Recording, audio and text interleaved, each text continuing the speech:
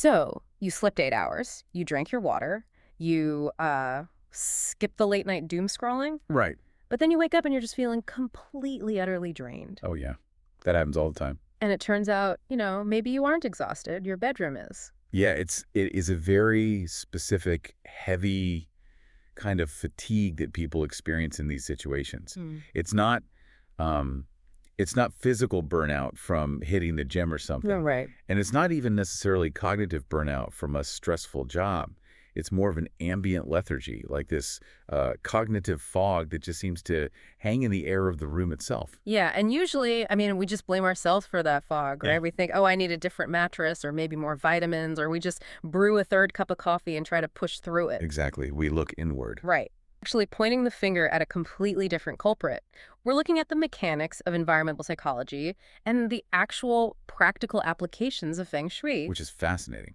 It really is. And there's this quote from the research that I think perfectly sets our mission for today. It says, "You're not tired. Your space is. Your house is stealing your energy." I love that. Yeah. It is a brilliant reframing because it forces us to abandon this idea that our environment is just passive. Yeah. We tend to treat our homes like these storage boxes that just happen to hold our bodies and our stuff. Just a container, basically. Right, a container. But the foundational thesis we're exploring today is that your home is an active participant in your daily life. It's this constant ongoing feedback loop between your external physical space and your internal neurological state. So it's a two-way street. Exactly. Yeah. And I want to be incredibly clear right out of the gate here. This isn't about superstition. Right, because I think when people hear Feng Shui, they instantly picture like a crystal hanging in a corner to somehow magically attract wealth or something. Yeah, exactly. The whole New Age aesthetic. We are bypassing all of that. We are talking about how spatial arrangement literally dictates your nervous system's baseline. So, if my house is actively stealing my energy, we have to look at the primary weapon it's using to do that. And according to the psychology we're looking at, that weapon is clutter. Yes. The biggest offender. Okay, let's unpack this because I want to run a theory by you. Yeah. When I was reviewing the data on this, I just kept picturing my computer browser. Okay, I like where this is going. Is physical clutter essentially like having, 60 different tabs open on your web browser? Like, even if you aren't actively reading all of them, they're still running scripts in the background, eating up the RAM, and completely draining the battery. That is the perfect biological analogy. I mean, the technical term for what you're describing is visual noise. Visual noise. Yeah. So let's say you walk into a living room that is disorganized. There's a dining table covered in unopened mail, a stack of half-finished books, random charging cables tangled everywhere. The usual suspects. Right. And you might sit down on the couch, look at your phone, and tell yourself that you're ignoring the mess. Because it's like going nose blind to a smell in your house, but for your eyes. You genuinely think you've tuned it out. Consciously you have. I mean, you aren't actively thinking about the mail, but subconsciously. Your brain is a survival engine. Right. It evolved over millions of years to constantly scan the environment for threats, resources, and unfinished tasks. So your peripheral vision is constantly picking up that pile of mail. Oh, wow. And your brain is silently registering bills to pay, task incomplete, action required, just over and over again. It is constantly processing those unfinished items in the background, whether you authorize it to or not. Which means my brain is basically hitting the refresh button on those 60 browser tabs every few seconds, even while I'm just trying to watch television and relax. Precisely. And that invisible, continuous processing requires immense cognitive energy. It quite literally burns glucose in the brain. That's wild. That is the direct mechanism leading to mental fatigue. I mean, you're waking up tired because your brain started running a marathon the millisecond you opened your eyes and registered the visual noise on your nightstand. So it's working before I even get out of bed. Exactly. You are experiencing decision fatigue from simply existing in a cluttered space because your brain is constantly deciding whether or not to engage with the objects around you. It's kind of liberating to realize it's not a moral failing that I'm tired. It's just a physiological response to excess visual data. That's exactly right. So if static clutter is this constant background drain, How does that anxiety compound once we actually start physically moving through the space? Take the entryway, for example. Oh, the entryway is crucial. The research we have leans heavily on the front door. It suggests that a messy entryway can literally make a person feel stuck in life. And I have to admit, I struggle with that one a bit. Okay, why is that? I mean, I can buy that a messy desk distracts me from my work, sure. But the idea that a pile of boots and a bunch of coats by the front door is somehow limiting my life opportunities, it sounds like a massive metaphorical leap. I completely understand the skepticism there, but let's strip away the metaphor and look at the psychological priming happening in that space. Okay. The front door is the physical transition point, Right. where you shift from the demands of the public world to the recovery of your private sanctuary. Right, coming home after a long day. Think about the physical, kinesthetic experience of coming home. You're already exhausted from traffic or work. You turn the key, push the door open, and your very first physical action is to navigate an obstacle course. Yeah, you trip over a stray shoe, you have to squeeze your shoulder past a leaning tower of Amazon boxes you haven't broken down yet. And you have to dig around to find a clear spot just to drop your keys. Exactly. Your first interaction with your sanctuary is a microstressor. It creates an immediate subconscious spike in cortisol the second you walk in. Oh, because you're physically blocked. Right. You are physically blocked from moving forward smoothly. And over time, that daily friction compounds. If your very first interaction with your home every single day is a visceral feeling of being blocked, cramped, and overwhelmed, you are priming your nervous system for defeat. Wow. It limits your feeling of opportunity because your environment is constantly broadcasting this message. Things are difficult here. Every step requires effort. There is no room to move. I see. So it isn't about some mystical energy force hovering over the doormat. It's behavioral conditioning. Absolutely. If I enter my home feeling defensive and annoyed, I'm going to spend my evening acting defensive and annoyed. My fuse is already shorter before I've even taken my coat off. And that behavioral conditioning follows you into every room.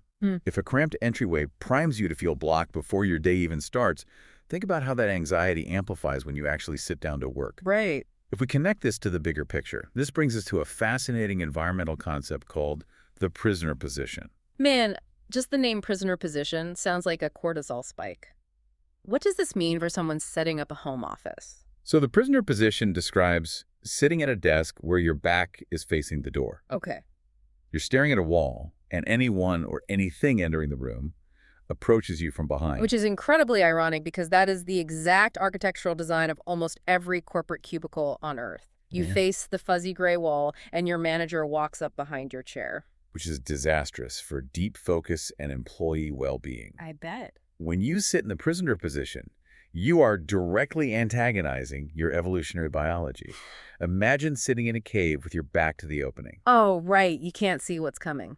Your nervous system simply cannot relax because you cannot see what is approaching. You're entirely vulnerable to a predator.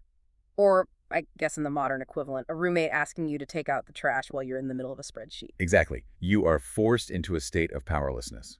Now, intellectually, your prefrontal cortex knows you're safe in your apartment. Sure, there's no tigers coming. Right. But your ancient primitive brain does not care. It demands visual confirmation of safety. And when it doesn't have it, it keeps the nervous system on a constant low-grade alert. So you're just simmering in stress. Your body is drip-feeding cortisol into your bloodstream because you are subconsciously waiting for a threat to appear in your blind spot. You literally cannot achieve a state of flow or deep cognitive work if your body thinks it needs to be ready to fight or flee at any second. That makes perfect sense when you frame it like that. So what's the antidote? How do we reverse engineer the desk setup to stop that cortisol drip? You transition into what environmental psychologists call the command position. The command position. Yes. You arrange your desk so that you have a solid wall behind your back and a clear line of sight to the door. Oh, it's the mob boss setup. You sit at the back of the restaurant, back against the wall, watching the entrance. It's exactly the mob boss setup, and for the exact same psychological reasons. Having a solid wall behind you provides physical security. You no longer have to dedicate background neurological resources to monitoring your blind spot because the wall has eliminated the blind spot. That is so simple but so profound. And seeing the door gives you visual command of your environment. You see who is coming, you have time to react, and your nervous system finally gets the signal that it's safe to power down those threat detection algorithms and dedicate all its energy to the task at hand. I love how actionable that is. You don't need years of cognitive behavioral therapy to fix that specific daily anxiety. You literally just need to turn your desk around 180 degrees. Exactly, just move the furniture. But if the command position is about asserting control, seeing the door, and maintaining peak alertness for work, how do we turn that mechanism off? That's the challenge. Right. Let's talk about the room where control is supposed to be fully relinquished. We need to look at the bedroom. The bedroom is the most critical space we can analyze when it comes to environmental psychology, because it's the only room entirely dedicated to neurological and physical recovery. But the modern reality is that almost no one treats it that way anymore. Very true. We are constantly mixing functions, especially with remote work and, small apartments. People have a work laptop sitting on a desk 3 feet from their pillow, or there's a Peloton in the corner draped with clothes and a massive flat-screen television mounted above the dresser. Is it genuinely that detrimental to have a multi-purpose bedroom? The research is unequivocal on this. It is highly detrimental. The firmest rule in this entire field of study is that the bedroom must be for rest and intimacy only. Only because we are confusing the environmental cues. Exactly. It all comes down to Pavlovian conditioning. Your brain relies heavily on environmental anchors to know what state it should be in. Like walking into a kitchen and getting hungry. Right. If you walk into a room that only contains a bed, soft textures, and dim lighting, your brain associates that specific environment exclusively with sleep. It automatically begins downshifting your nervous system. It triggers the release of melatonin just by crossing the threshold. But if I have my laptop glowing on a desk right next to me... Then you are scrambling the signal. The bed is whispering sleep, but the laptop is screaming stress, emails, deadlines, performance. And the exercise bike. The exercise bike is signaling high heart rate, physical exertion. By mixing functions, you completely dilute the environmental cue for rest. That makes so much sense. Your brain doesn't know whether it's supposed to be producing melatonin to repair your cells or adrenaline to answer a late-night email. Your sleep architecture suffers drastically because the mind is tethered to active, waking stressors. It's like trying to drive down the highway with one foot slammed on the gas and the other foot riding the brake. You aren't going to get anywhere, and you're just going to burn out the engine. That is precisely what is happening to your central nervous system. Okay, here's where it gets really interesting, because I want to dig into something that completely surprised me in the source material. What's that? We've talked about the obvious disruptors, the messy desk, the exercise bike, the clutter. But there are elements that seem clean, orderly, and even aesthetically pleasing that are actually hidden energy traps. Yes. I'm looking at the notes on mirrors in the bedroom, and I have to admit, I really don't get it. Interior designers love putting massive mirrors in bedrooms because it makes a small, claustrophobic space feel open and airy. Why is environmental psychology flagging a mirror as a major sleep disruptor? Well, it seems counterintuitive until you look at the biology of sleep.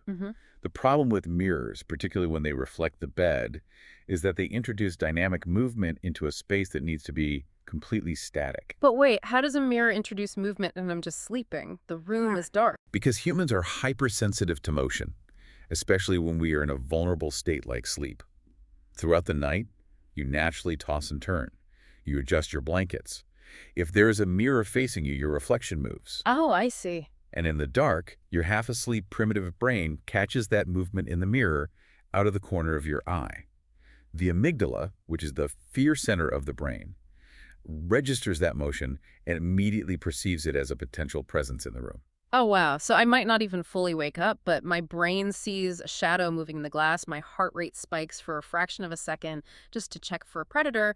And I don't even realize it was just my own arm adjusting a pillow. Exactly. Yeah. It forces the mind to stay vigilant. It yanks you out of deep restorative REM sleep and back into a lighter stage of sleep because your environment is too visually active. That sounds exhausting. It is. You wake up feeling exhausted because you spent the entire night subconsciously monitoring your own reflection for danger. That is fascinating. The room literally needs to be inert.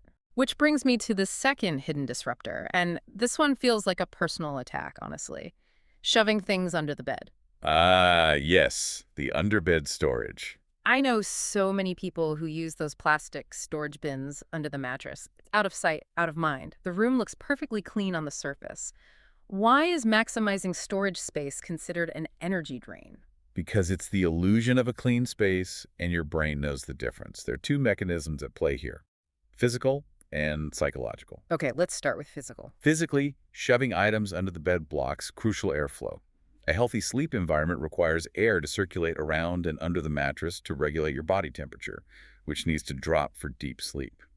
Blocking that space creates a stagnant microclimate. Right, okay, I can understand the physical argument. A stuffy, hot mattress ruins sleep. But the research points to a psychological component that I find much more interesting. It is very interesting. It argues that sleeping over stored items acts as unresolved emotional baggage. I need you to explain the science behind that because honestly, it borders on sounding a bit mystical. It isn't mystical at all. It's deeply rooted in cognitive psychology, specifically the Zeigarnik effect. The Zeigarnik effect, that's the idea that the brain fixates on uncompleted tasks much more than completed ones, right? Exactly. Think about the specific types of items we banish to this space under the bed.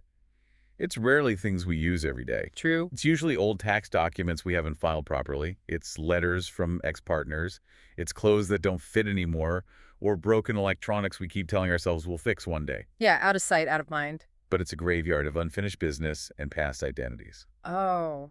So even if I can't see the plastic bin through the bedskirt, my brain knows I am quite literally sleeping on top of my unfiled taxes. Yes. You are physically resting your body on a foundation of unresolved cognitive loops.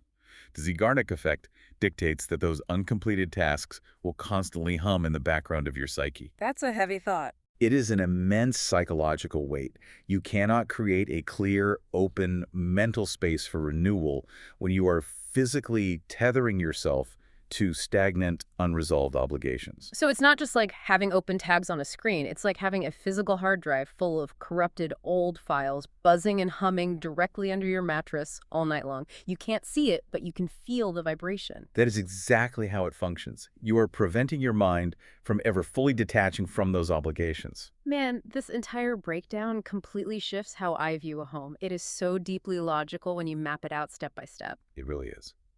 We started by looking at how the visual noise of simple clutter drains our cognitive battery by forcing the brain to constantly scan and process. We saw how physical blockages in the entryway subconsciously prime our nervous system to feel defeated and stuck before we even start our evening. We explored how the prisoner position at a desk keeps our cortisol elevated and how the command position immediately signals safety. And finally, we uncovered the hidden traps in the bedroom, how mixed functions confuse our Pavlovian responses, how mirrors trigger our amygdala's threat detection, and how underbed storage weaponizes the Zeigarnik effect against our rest. It is a profound amount of psychological machinery operating constantly in the background of our lives.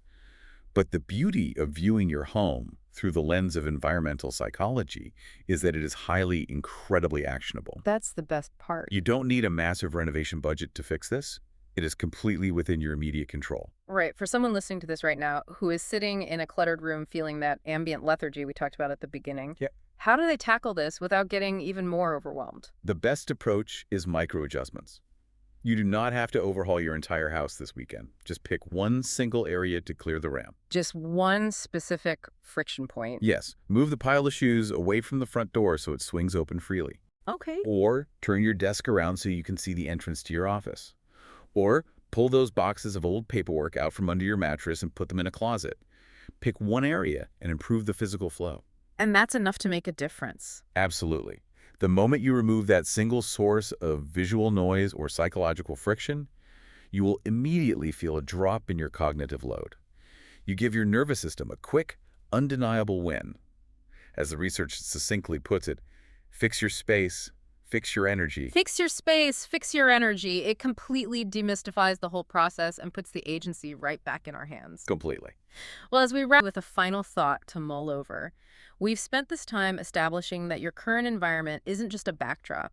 It is actively shaping your behavior, your anxiety levels, and the decisions you make every single day. So, right now, take a look around the room you are currently sitting in. Look at the corners. Look at where you're positioned in relation to the door. Look at what is in your peripheral vision. Based on how this specific room is arranged, what move or what specific habit is this room secretly forcing you to adopt today? That is a question that might change how you see your home forever. We'll leave you to explore that. Until next time.